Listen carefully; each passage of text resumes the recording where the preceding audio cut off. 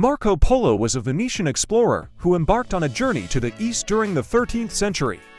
He was born in 1254 and grew up in a family of merchants who traded with the east. In 1271, Marco Polo accompanied his father, Niccolò Polo, and his uncle, Mafio Polo, on a journey to the court of Kublai Khan, the Mongol ruler of China. The journey to China was a long and arduous one, spanning several years.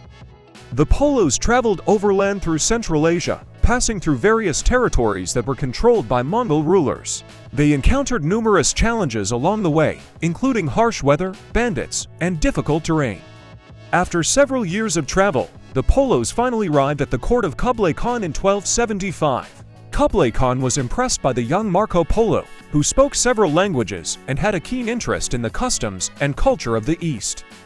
The Polos were given a warm reception and were allowed to stay in China for several years. During their time in China, the Polos traveled extensively throughout the country, visiting many cities and provinces. Marco Polo was particularly interested in the bustling trade centers of China, which were famous for their silk, porcelain, and other luxury goods. He also had the opportunity to witness the vast and complex network of canals and waterways that connected the various parts of the country. One of the most significant discoveries that Marco Polo made during his travels in China was the existence of paper money. In China, paper money had been in use since the 11th century, and Marco Polo was fascinated by this novel system of currency.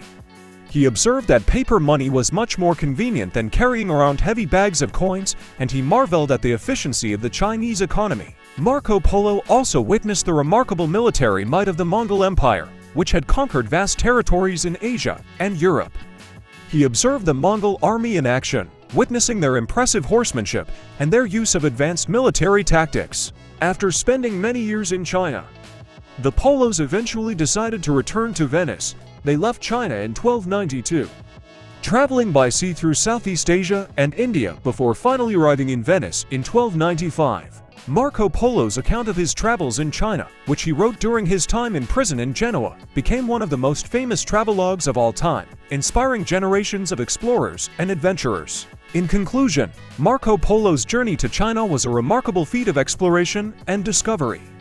His travels in China gave him an unprecedented glimpse into the wealth, culture, and power of the East, and his account of his adventures helped to inspire generations of explorers and adventurers. Through his observations and insights, Marco Polo helped to bridge the gap between East and West, paving the way for future generations of cross-cultural exchange and understanding. Thanks for watching, and don't forget to subscribe the channel.